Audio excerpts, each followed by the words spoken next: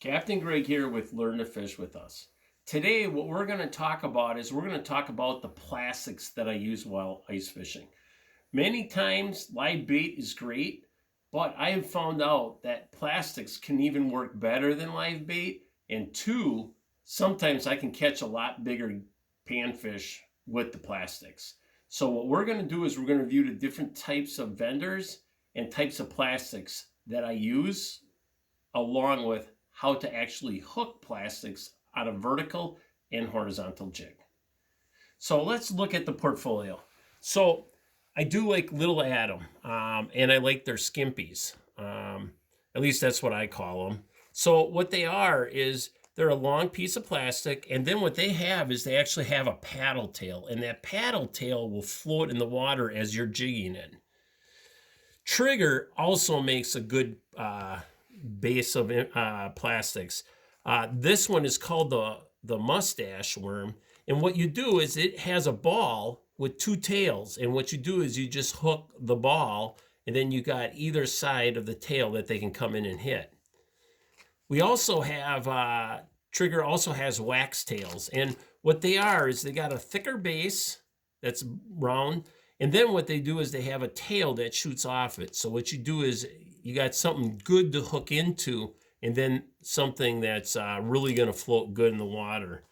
They also have something called a minnow that I really enjoy using, a spike worm. The nice thing about a spike worm is sometimes these plastics are pretty small, and what you can do is put a bigger piece of plastic on, especially if you're in an area that has a lot of small panfish. By having a bigger piece of plastic, it'll prevent them from actually getting hooked because they'll only hit the end. Other times I may get a lot of bites, and what I may choose to do is take this big piece of plastic and actually cut it off and make it smaller and see if that helps in getting nibblers to actually bite. Northland makes something called Impulse. Impulse is very strong scented material, and as you can see how long it is. And what it does is it has a thin side all the way up to the thick side, and then what I can do is, based on the size of fish I'm fishing for, I can choose to make the plastic the size that I'd like it.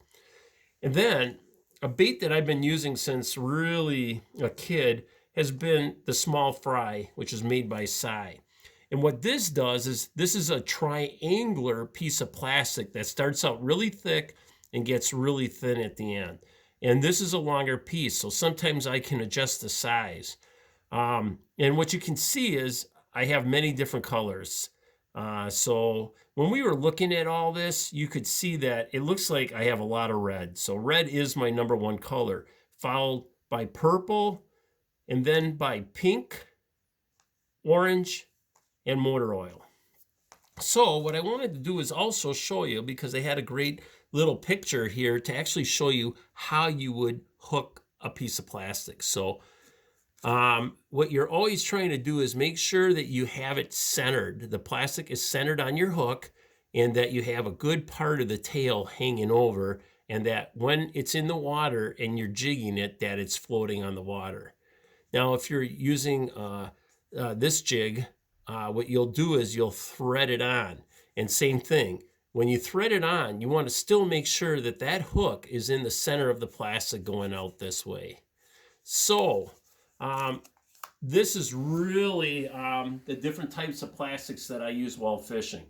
So if you haven't used plastic, make sure to give it a try. Go and buy one of these products, go out there, and then compare it against your live bait and see if you can actually catch more fish with plastic.